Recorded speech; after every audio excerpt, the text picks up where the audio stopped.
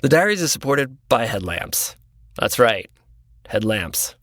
Ever been stuck in the woods at night without one? Me neither.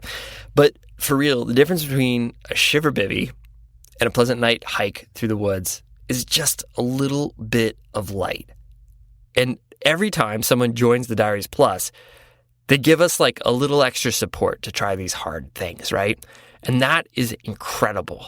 It allows us to push harder because the things we're doing, the kind of stories we are creating and reporting on, it's the same thing as taking on a big climb and knowing that there's a good chance you won't make it home for dinner, but you're going to go anyway. You're going to try something difficult because you know you have that support. You know you have that little bit of light. That's what it's done for us when people have joined the Diaries Plus.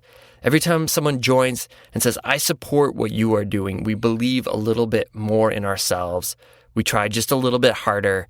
We dream just a little bit bigger for what this show, what this project can become. So please consider joining this global community. Your financial support powers this project.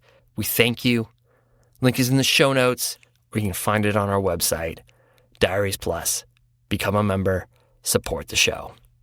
Andrew, the other day I was reflecting that you and I have been friends and worked together for the better part of a decade, which kind of feels crazy. I've seen you go through some life changes. You know, you're a dad now, a lot of career moves, stuff like that. There's been evolutions. I'm curious whether you've ever felt like you've gone through a moment of complete reinvention, sort of reinventing your life. Yeah, absolutely. A few times. Sometimes it has been by my own volition, and sometimes it has been sort of thrust upon me.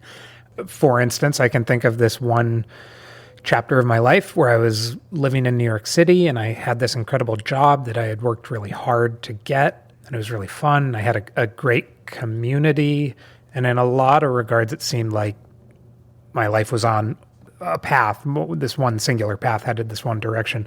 But I knew for myself personally that something wasn't right, and I needed to kind of pull the ripcord. So I quit my job and just threw myself into the wind and moved back west. Did it feel like the right call at first? Yeah. Like I am a fundamentally happier, more fulfilled person now, but it definitely took a few years in the wind to put it all together.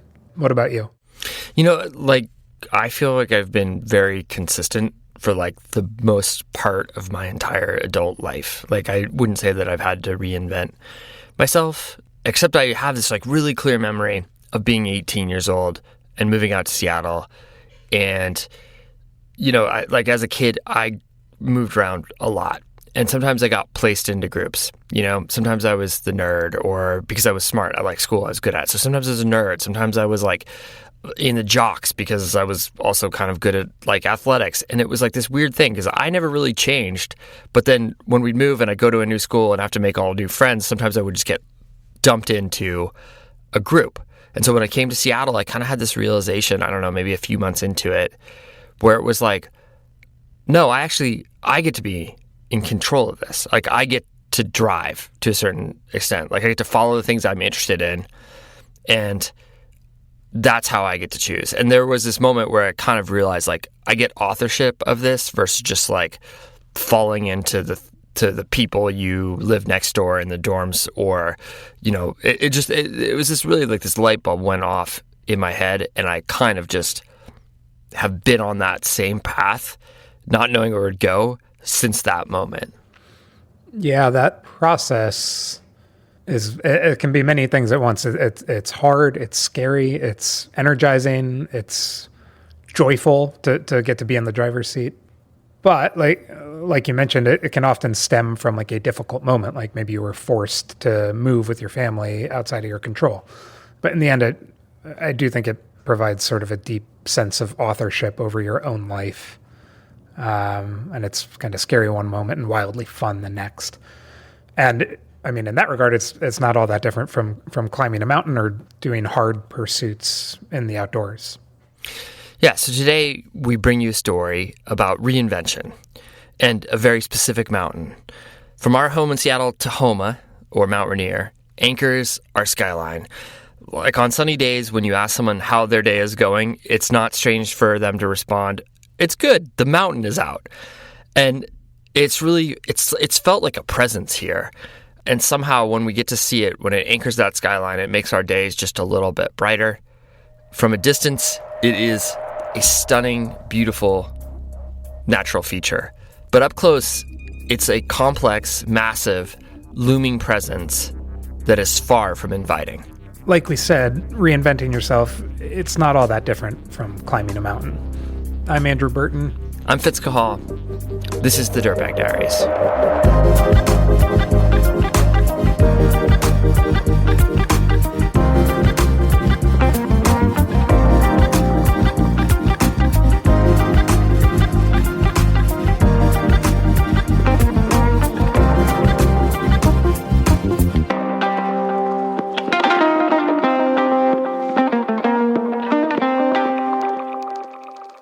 It's July 2024, somewhere in the witching hours of the middle of the night.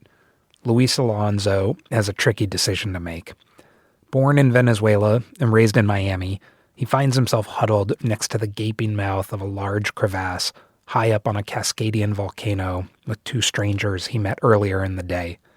They're tied together via a long strand of rope. One of them, a woman who has been leading the way, is carrying a large T-Rex costume in her backpack. The other, a man who Luis had been walking behind, has been making Luis concerned due to his stumbling and wobbling on the steep snow slope. Luis presumes it's either from exhaustion or altitude sickness, but he can't quite tell.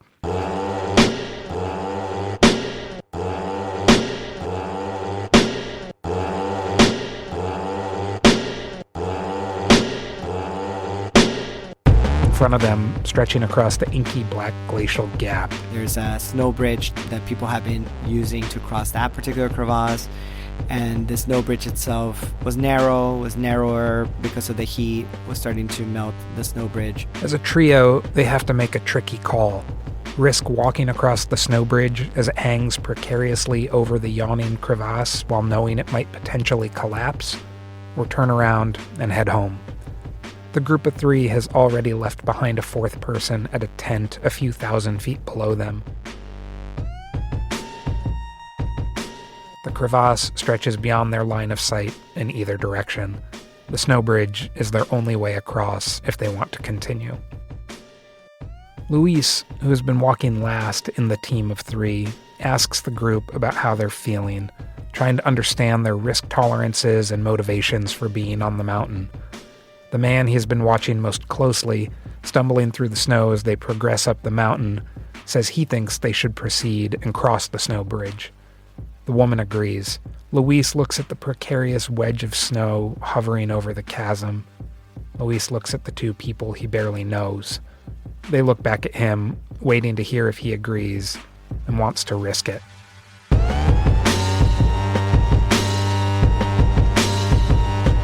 But I'm getting ahead of myself. To fully understand the context of what Luis was doing up there, you have to understand true love and heartbreak and the immigrant experience and how it feels to have your life turned upside down. Because all of those things lead up to Luis standing at the edge of the crevasse at 3 a.m. with total strangers, questioning if it's worth risking his life and stepping out over the abyss.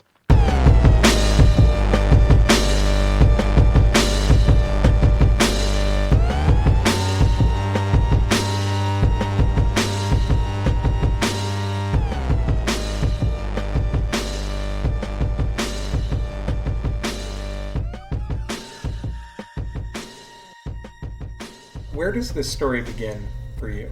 The story begins for me with a discovery of who I am as an individual after a divorce, where I had to look within to find out who I was and who I wanted to be.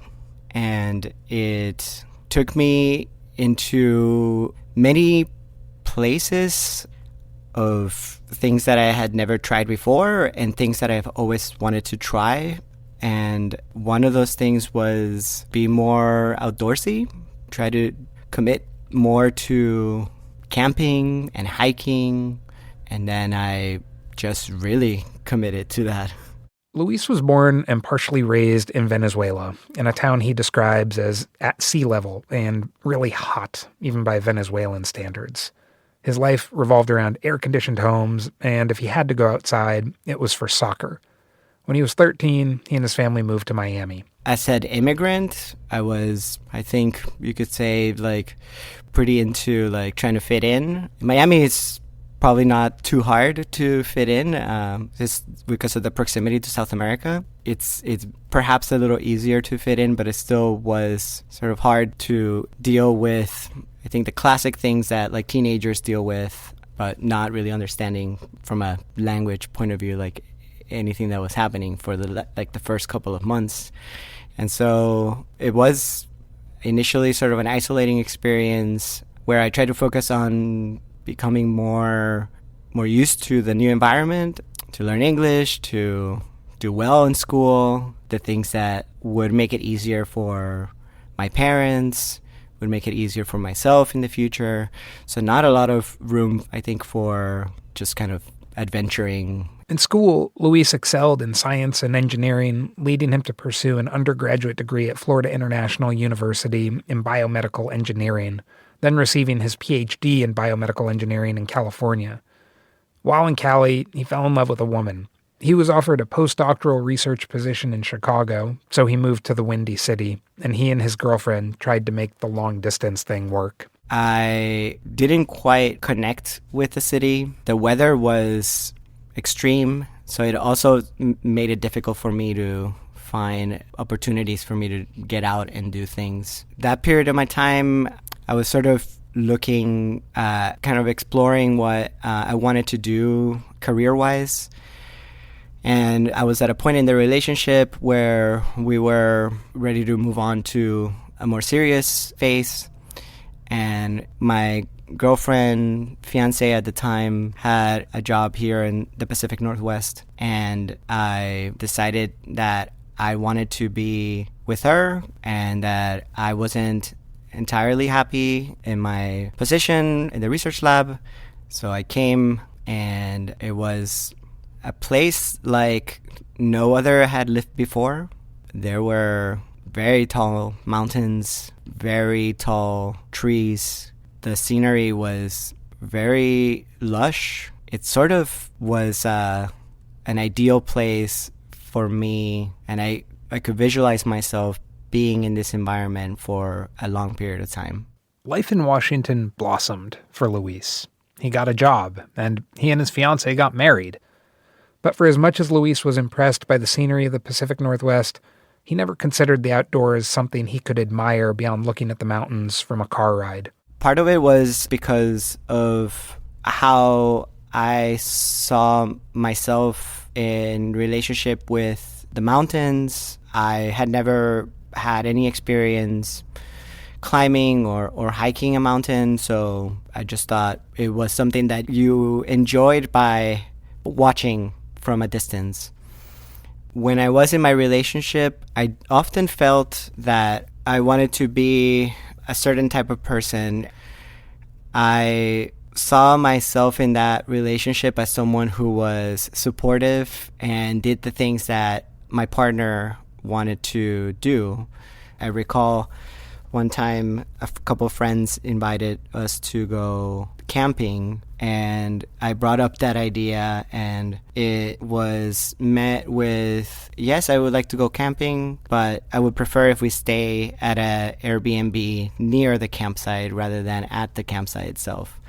And so I was like, this is half of the way there, so we can compromise on that, and I think we both will be happy. And that camping experience here with my partner really felt like we were just orbiting around the camping experience. We were watching it from afar. We didn't really take part of the usual things you take part of in a camping experience, like talking around the campfire or making s'mores around the campfire. And so that for me was a kind of a representative moment. In a way, I was sort of complacent to want to be minimally part of that experience. despite his admitted complacency in limiting their ability to fully experience the camping trip with friends, Luis felt curious about the outdoors, but it felt like barriers were in his way. Most of the people that I knew that either went camping or hiking or climbing were people that didn't look like me, people that didn't speak Spanish or weren't someone that I could relate to or identify with.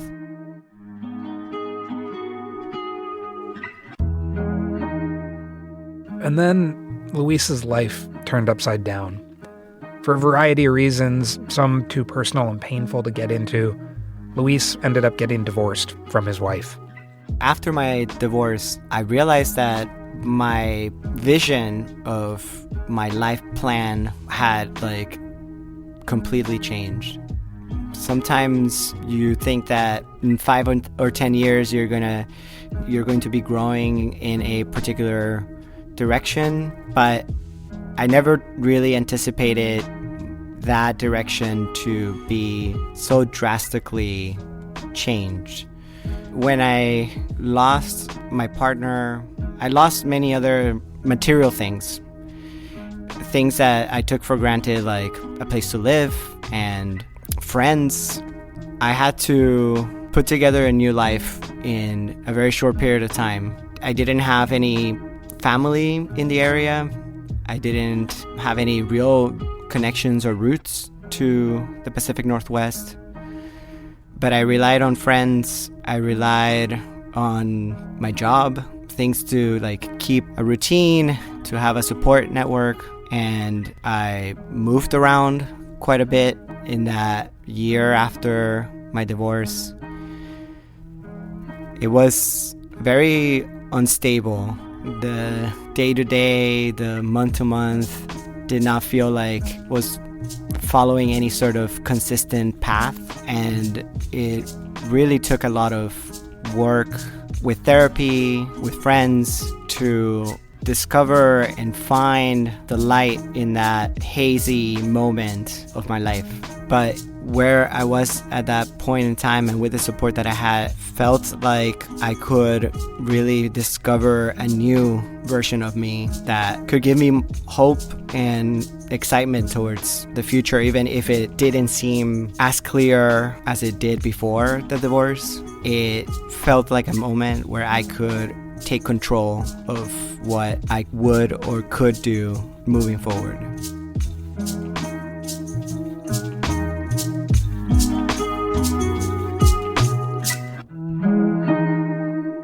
I tried to focus a bit on what I wanted to do and what about my previous life I wanted to expand more of. And so I thought of those moments where I was camping and hiking, and I said, I want to do more of that. I want to try to re-engage with that more fully. And I said, if this is the person you want to be, you want to interact with the outdoors, this is your opportunity to try to see if this is something that you can participate in more fully. Luis doesn't totally remember how he stumbled across it, but whether intentional or not, he landed on a Facebook group for Latino people interested in climbing Mount Rainier who had little or no experience mountaineering.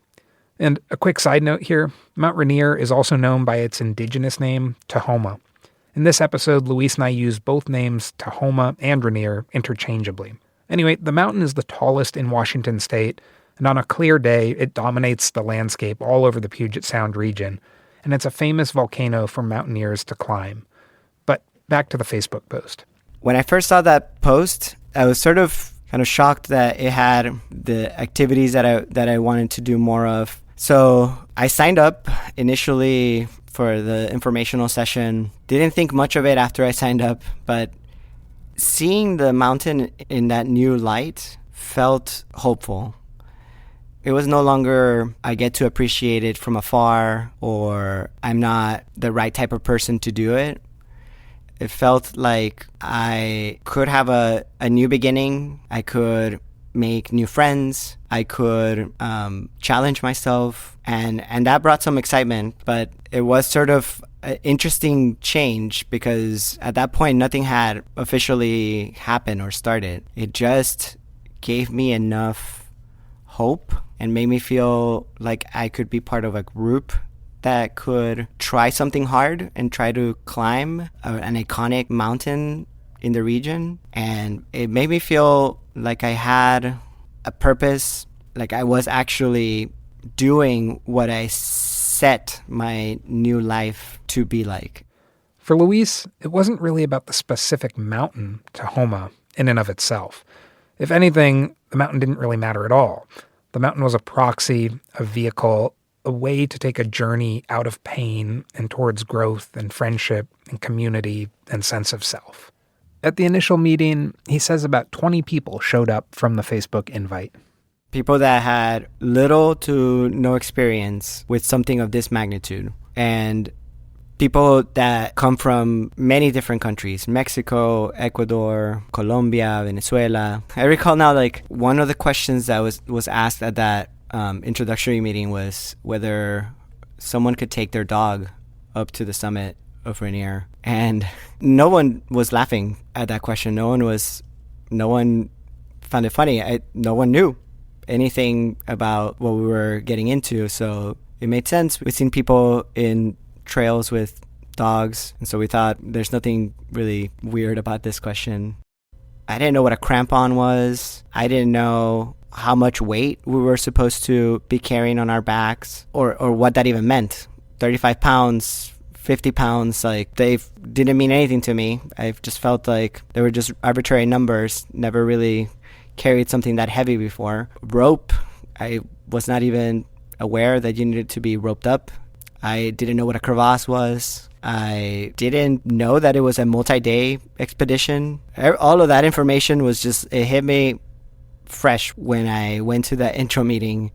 After the meeting, the 20 folks who were interested started training by doing hikes around the region. It was winter, and their goal was to climb Tahoma in about 6 months during the approaching summer. It was a learning exercise for all of them, from the mileage to the elevation changes of the hike to the training weight. At one point, they even consulted amongst themselves about how to make their backpacks heavier for training weight. The group settled on filling their backpacks with bags of rice. They started ticking off trails that are famous in the Seattle area for training hikes: Mount Si, Mailbox Peak, Rattlesnake Ledge, Mount Eleanor, Granite Mountain. From that group of 20, what was communicated at the initial meeting was that only 10 people were going to make the cut. The group leaders were prepared to form up to 3 or 4 rope groups. And so that meant that about half of the group was not going to be participating in it. And that was going to be decided by our commitment to it, showing up for all the group training hikes, acquiring all the gear, which was not trivial because it was a substantial investment of money for many people. And then being able to meet a specific time goal at Mount Si with about 40 or 45 pounds of weight in your backpack. Luis didn't count himself in the most motivated, stoked folks, though. He wasn't a slacker either, just in the middle of the pack. For him, it was more about community, being outside anywhere, and just finding a new sense of self. I didn't see Mount Tahoma necessarily as the goal or the only metric of success. I was uninterested in participating in the selection process or like the competitive part of it. I was committed to wanting to participate and give it my best and do what I felt necessary to enjoy the experience. But I also was committed to making friends and being part of the group, and was happy to just participate and get along with everyone in the group, because I saw that opportunity as an opportunity to do more of these activities with them, to build a network of people that are growing and wanting to do more of the activities that I wanted to do. And then one day, when he least expected it, he found love right there on the hiking trail. He started chatting to a cute girl who was in the climbing group.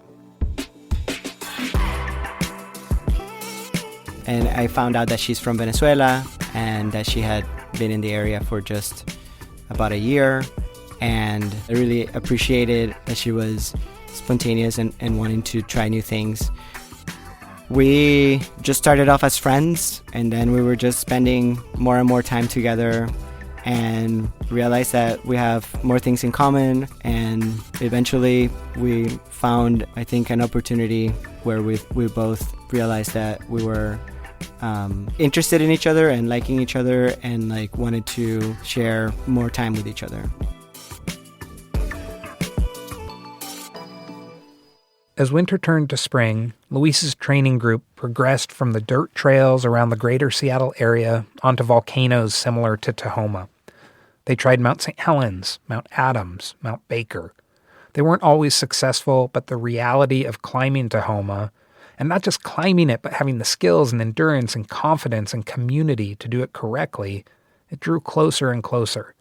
They took the rice out of their bags and started packing ropes, tents, sleeping bags. They learned how to put on their crampons and how to use an ice axe. The group leaders eventually made their selection for the final 10 people who would join the expedition on Tahoma, and Luis was delighted to learn he had been selected. Support comes from Kuat Racks. Kuat makes industry-changing products manufactured with the utmost care to quality, style, and longevity. They give back to the community and make positive impacts on the environment by partnering with grassroots groups. And through their Future Forest initiative, they plant 1 tree for each rack sold. Most importantly, with their lifetime, no worries, limited guarantee, they stand behind their products like no other company. Seriously, thank you, Kuat, for supporting the diaries for all these years. We love your racks. We use them regularly. Kuat, because you love your bike. Sunburned, windburned, freezer burned. My skin and face take a lot of abuse, even when I do my best to hide it under hats and sunscreen.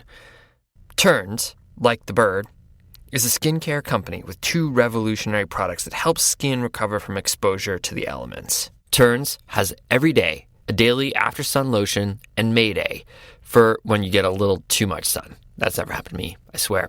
Turns is led by Eduardo, a chemical discovery scientist and also a lifelong surfer, diver, and fisherman. With Turns, Eduardo combined 2 of his life passions to create products made with natural ingredients derived from the ocean. In this case, it was kelp. Made in the U.S., Turns is vegan and cruelty-free. Turns has become part of my routine. Sunscreen in the morning, rage all day, Turns afterwards. And my face, it feels a lot better. After sun should not be an afterthought. Use the code DIRTBAG to get 25% off your first order at turns.com. We'll put a link in the show notes and you can try Turns for yourself. Everybody hikes. I mean, period. No matter what sport you're doing out there, whether you're running, whether you're backpacking, whether you're getting to a crag, you hike. You hike to get there. And that's what connects us and unifies us all. And that is pretty rad. Who hasn't had a great day of connecting with a friend, a fellow family member, even a stranger, through time on the trail? Oboe's footwear knows nothing in the world unifies the human-nature connection more than the shared love of hiking. They create footwear that delivers unmatched fit, unrivaled feel, and exceptional performance for all kinds of hikes. They give you the tools you need to get out there and really love hiking. Since 2007, Oboes has planted trees for shoes sold. And as a certified B Corp, Oboes balances profit with their impact on the planet and the people that their brand touches. To find your next pair of footwear, check out obosfootwear.com/lovehiking. And thanks so much for supporting the show. You're making inspiration for people's next hike possible.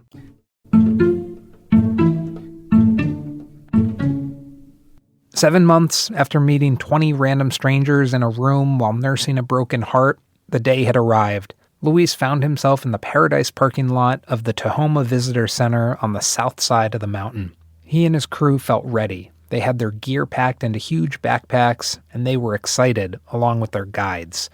Still, there was a palpable anxiety in the air amongst the group. When we got to the parking lot on our first attempt, we couldn't see the mountain at all. It was covered in clouds And we essentially had no visual contact with Mount Tahoma, and it felt very uneasy to not be able to see what you were headed towards. The parking lot still was clear, but it was starting to drizzle, and like some wind was starting to pick up. We thought the weather could improve and that we could have better luck as we proceeded. So putting on the pack for sure was a very real moment for a lot of us, because there was no more practice with weighted packs or with like what we thought we were going to bring. This is the gear that we packed for this particular climb, and this is the gear that we had committed to climbing with all the way to Camp Muir. So the weight that you were feeling, it was a representation of like what you were going to be ready for, and it was as real as it could get, in that you either can handle it or not. The stormy weather had already scared some of the members of the crew enough that they didn't even bother coming to the parking lot. Instead, they chose to stay at their rented place miles down the road. But Luis and 2 others figured it was at least worth a shot. As they left the parking lot, the guides decided to push ahead of the group first, moving fast and assessing the situation, while Luis and his other climbing partners moved slower and got acquainted with the weight of their packs. Quickly, a new reality set in. The weather was only getting worse. They were pelted with heavy winds and stinging rain. Luis and his 2 friends pushed on into the storm, but the rain turned into heavy, whipping snow. Not long after that, we saw 2 people coming in the opposite direction of where we were going, and we realized that those were our guides, and they were turning around. And then that's when our group entered into a bit of disappointment and recognition that if the 2 guides who have way more experience than us are coming back and have decided that it is too risky to continue up to Camp Muir, then it probably meant that it was too risky for us and that we were going to have to turn around. Only a few hours into what was supposed to be a multi-day expedition, the group bailed. Spirits crashed. In previous training hikes on this exact same route, they had gotten higher. It was a very tough walk back to the parking lot. It was tough mentally to realize that we got only half of the way of where we had gone to before, so half of the way to the base camp. That wasn't in any of our plans. They drove all the way back to their homes that afternoon, but there was a glimmer of hope. They decided they would return the very next day and hope for an improvement in the weather. Less than 24 hours later, they were back at Paradise. We went up to the ranger station, and our guides had a conversation with the ranger station, and you could see it in their faces as they were receiving the news. The weather was going to be very similar to what it had been the previous days. There was no way that we were going to be able to make it, and if we made it, then we were going to be met with like strong winds at Camp Muir, so we were not going to get any rest, and we were just setting ourselves up for more misery. For a second time in as many days, they bailed. This time, they didn't even set foot on the trail.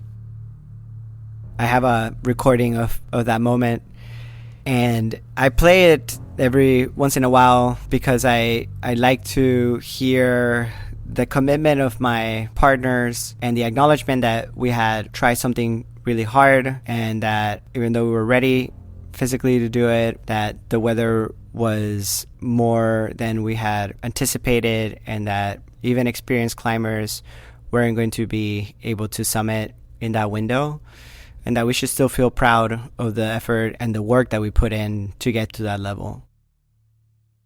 At this point, it wasn't really clear what came next for the group. Their permit was only for the specific days they had just lost to the weather. The season for climbing Tahoma was starting to come to a close, and the next logical window for them to attempt the climb wouldn't be for another year. but the crew didn't let themselves get too deflated. Immediately the day that we decided not to continue, there was optimism that we would all recommit to doing this again next year. And we were discussing training plans and more mountains that we could climb and get more experience on, more crevasse rescue training, more just glacier travel training. We were very eager to not let this experience define our experience of climbing Mount Tahoma. As time sometimes does, the year flew by. Suddenly it was January again, and Luis knew he should start training. Some of his friends in the group dropped out, but new members joined. Training hikes resumed. They applied for new climbing permits, and they succeeded in getting one. Before Luis knew it, it was summer again, and on a sunny July morning, they arrived once again to the Paradise parking lot. 1 year later, we were very anxious because we knew what can happen when the weather doesn't cooperate. And believe it or not, the weather for our second attempt swung in the opposite extreme. This time around, a heat wave was about to hit the area, and it could not come at a worse time for us, because that meant that the snow and the ice was starting to melt. The rocks that were being held by that ice were starting to slip and potentially crossing the route that we were supposed to take. And so we were aware of the impact of the weather. We were anxious about this new weather pattern that we weren't expecting, and sort of incredulous that it was happening again, and that our attempt to summit Mount Tahoma was going to be impacted. They slung their heavy packs onto their shoulders and set off under the blistering sun.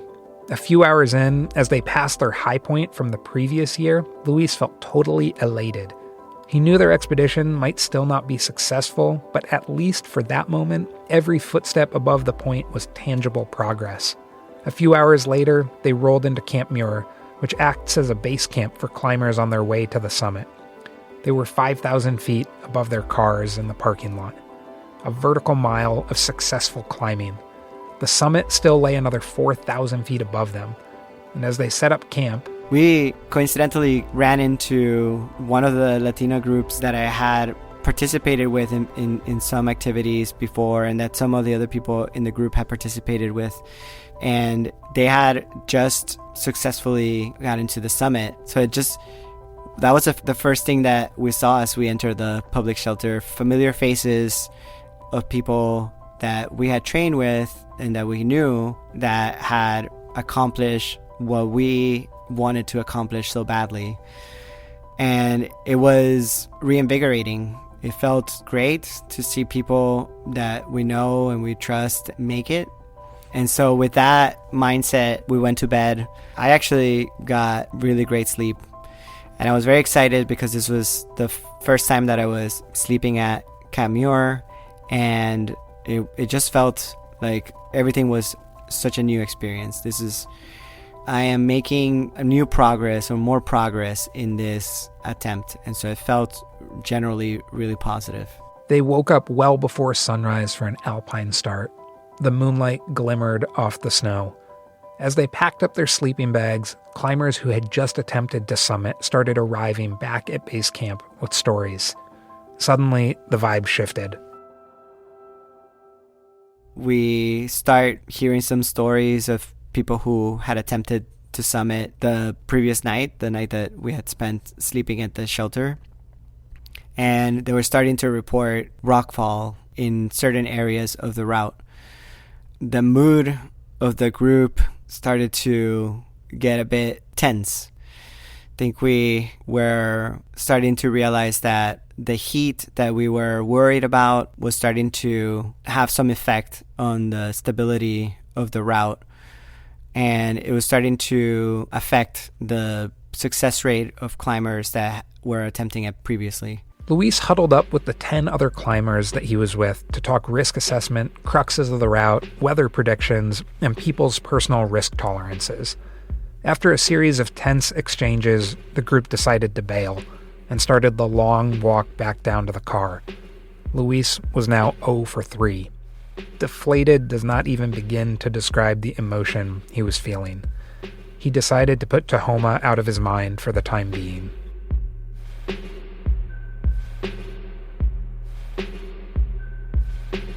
A week later, he and his girlfriend decided to go on a vacation to nearby Victoria, British Columbia, to celebrate her birthday. Her official birthday had occurred a few weeks earlier, and she had ultimately decided to not attempt to climb Tahoma. But Luis had been so focused on climbing the mountain that he asked if they could push celebrating until after his attempt. It felt good to be out of town and focused on something other than the mountain. They were sitting at a tea house when he got a Facebook notification on his phone. 2 of his climbing partners had just successfully climbed the mountain. I went through like a bunch of emotions. At first, I was kind of disappointed that I was here sitting in a tea house in Victoria, and my teammates were they kept going and until they got to the summit. And have I just like given up? Am I just like thinking like I will just wait another year to do this? Then I felt proud of my teammates. They weren't held back by not going with their group, and I respected their recommitment and focus to attempt again. It sort of motivated me to start thinking, what can I do this season to be like them? How can I use my experience and all this training to continue one more time? A week later, Luis was hiking back into Camp Muir with a crew of 6. He was ready. He was prepared. He was motivated. As soon as we got to Camp Muir and we got the ranger report, the news were completely different. The only one that was viable had experienced a serac falling. So they basically told us that at that time there were no guided, maintained routes that we could take, and that it was uncharacteristically technical. If that's confusing, let me summarize. A giant ice cliff, the size of a large city building, had collapsed directly above the climbing route, completely erasing the route and leaving gaping crevasses and car-sized ice blocks in its path. Serac collapse is a normal part of the alpine landscape, but they occur more frequently and more severely in a warming world, and the heat wave from a week prior probably played a part in this giant collapse. In many regards, it's a miracle no one was hurt or killed. The Serac fall happened directly above a high camp where people frequently sleep on their way to the summit, and it took out a large portion of the climbing route. There's a video of the ice fall that's pretty harrowing. After it occurred, rangers weren't restricting people from proceeding up, but anyone who decided to go for a summit push would be in uncharted territory, as the rangers and the other guide services had yet to clear a path. For the 4th time in 2 years, Luis and his crew decided to bail.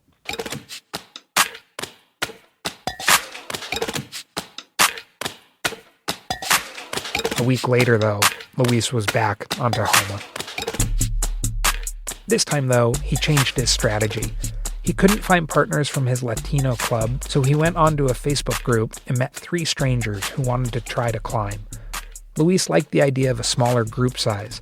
One woman who was visiting from New Hampshire had been climbing all the volcanoes of Washington and had a T-Rex costume she liked to wear on the summit of each mountain.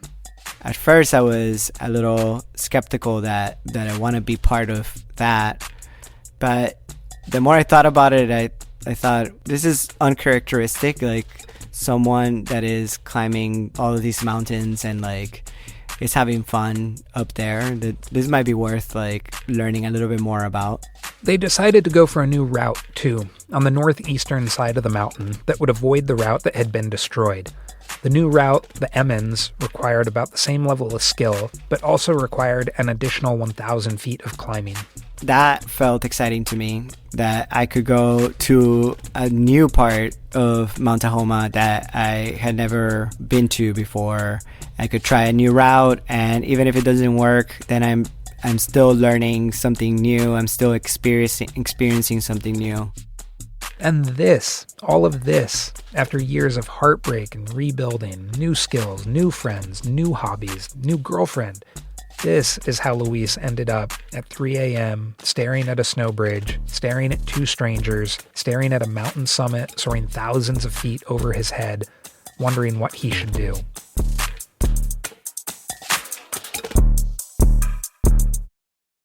The woman with the T-Rex costume who had been leading the charge, she looked strong and capable.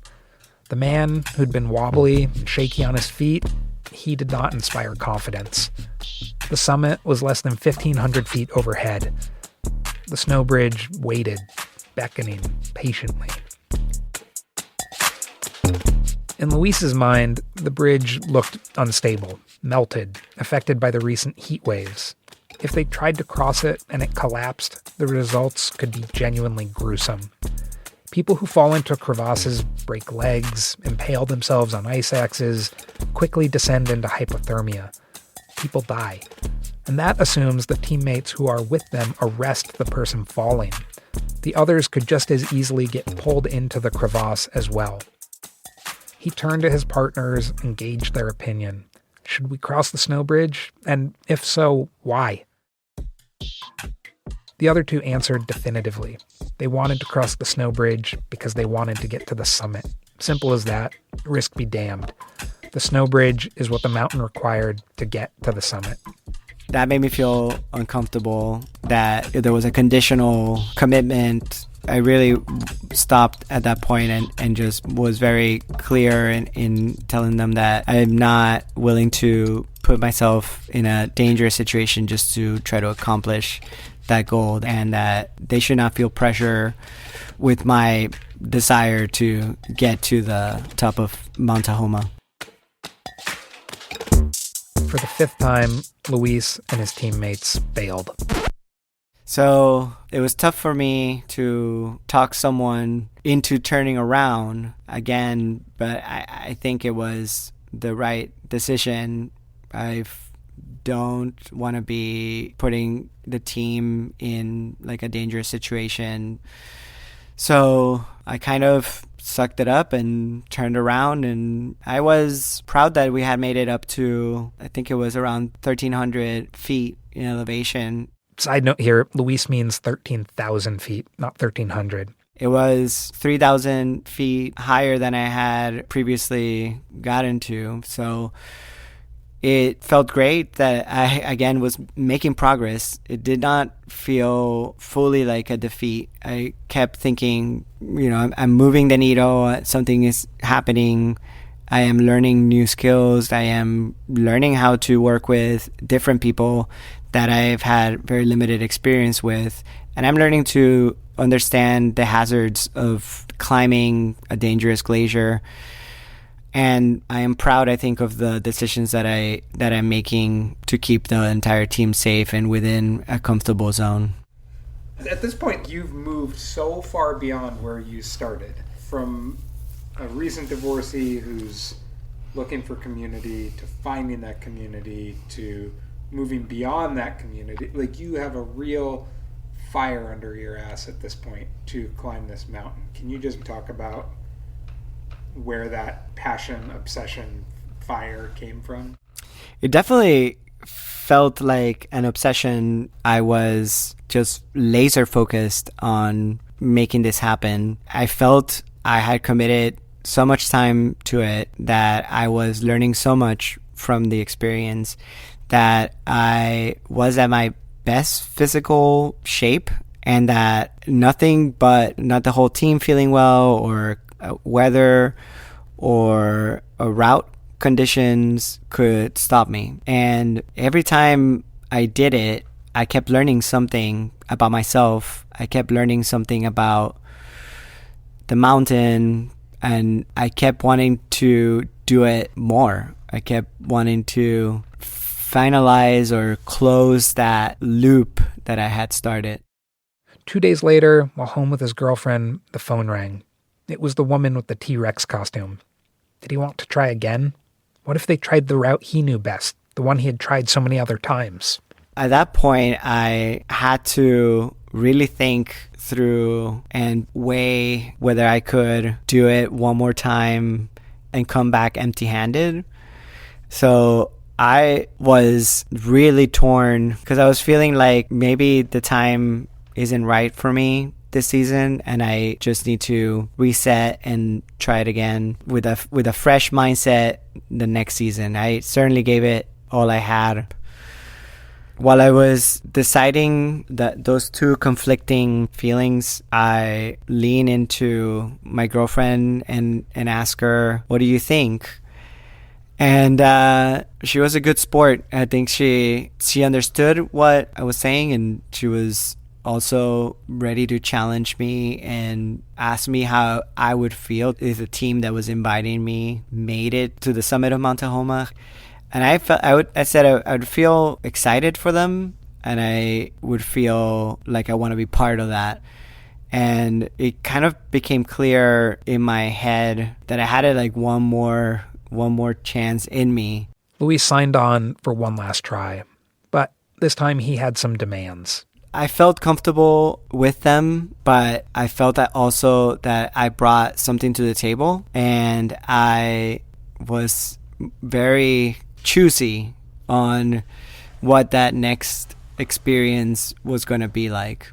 So I felt more agency to request specific conditions so that the whole team had a better chance of succeeding. Specifically, he wanted a small group who were at the same level of fitness, skill, and risk tolerance. He wanted to make sure they were leaving extra early to ensure more rest time and room for errors, and he wanted to go during a good weather window. The team agreed to all of his conditions. He and the 3 others drove back to the Paradise parking lot. At this point, much of this was old hat to Luis. They got walk-up permits and even nabbed camp spots at a higher base camp, known as Ingram Flats. They shouldered their backpacks and slogged their way up 6,000 feet to Ingram. The summit was now only 3,500 feet overhead. It was close, but Luis wasn't taking anything for granted. He had been close too many times. That night, we had to have a difficult conversation with one of the people in the team. We noticed some signs of fatigue as they were getting up to the base camp, and so we wanted to just kind of make sure that they were feeling good about proceeding further. I think that conversation was important to have right before we went to sleep, because the following day they roped up with us and were part of the rope team as we left the camp area. We got maybe a few hundred feet into our attempt, and at that point they decided that they just weren't feeling comfortable, and so we had another difficult conversation while we were all roped up trying to decide whether we proceed or not, close enough to the campsite that we could return safely. And so the person was very sure they did not want to proceed and wanted to stay back at the campsite. So we turned around and dropped them off, rearranged the rope, and then proceeded on with our attempt. The team of 3 pressed on. In front of them lay a veritable vertical maze of complex problems to solve. Avalanche-prone slopes, cliffs shedding rocks, steep shooting galleries where ice can fall and knock a person out if they're not careful. Aluminum ladders to climb up ice cliffs, wooden bridges to cross growing crevasses. Not to mention other teams of people also going for the summit, who can slow you down due to their pace, or kick rocks onto your head, or fall and take out your whole rope team. The summit shimmered overhead in the blue-black pre-dawn light. Slowly, the sun rose over the Pacific Northwest Alpine, blooming into a vibrant purple, red, pink, and orange. Blue ice glistened in the crevasses. Tahoma's shadow stretched out west across the region. As the sun climbed higher, the summit turned into a blinding white. It was hard. It was so hard. It was one of the hardest things that I have done, I think, in my life. I felt prepared and I felt ready physically and emotionally. Had the technical knowledge to feel safe, but it was a very challenging route we were being followed by some of the guided groups that we were trying to stay ahead of so that we didn't have to wait for anyone as we would get up the ladders that are set up to cross certain crevasses. And we were functioning really great as a team.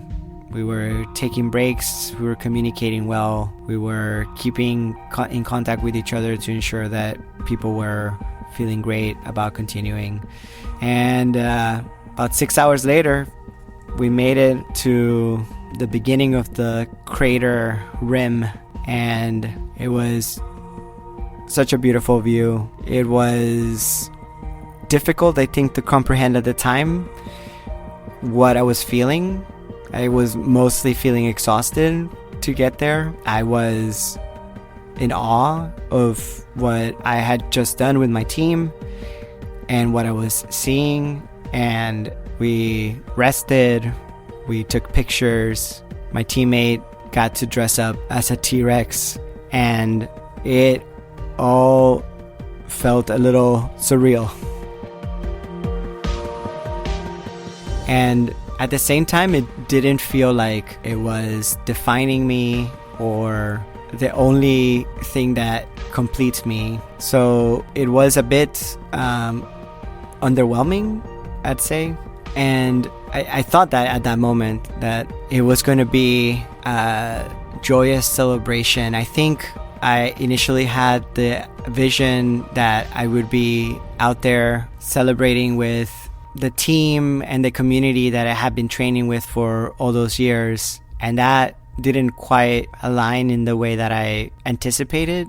Before he knew it, Luis and his teammates had to go. They looked around one last time and started the long walk down from the mountaintop. The slog back took hours, grindingly slow. They packed up their soggy tents and schlepped down another 6,000 feet to their cars. From the parking lot, the summit twinkled over 9,000 feet above them. It took maybe 2 whole days after I had returned, and it was the first time that I was seeing my girlfriend since I arrived back, and it all just really hit me at that moment. It made me realize that Mount Tahoma was a symbol of a new beginning, a life change that sets me up in a path that I had not previously considered, and that it brings with it a lot of unexpected outcomes and a lot of joy and a sense of community. And seeing my girlfriend for the first time after that was what initiated that waterfall of emotions. And I cried for like 30 minutes to an hour. I was just so overwhelmed by all of the different emotions that I was feeling at that moment. And at that moment of being overwhelmed with such a mix of emotions was what I was expecting to feel at the summit. And it was interesting. Maybe I appreciated it more that it didn't happen there, but it happened at home when I was surrounded by someone that I love and that has been there through that adventure. It was intense. It was an intense moment, and I was not expecting it to happen, but it was what I was expecting to happen up there. But sometimes you're just climbing a mountain.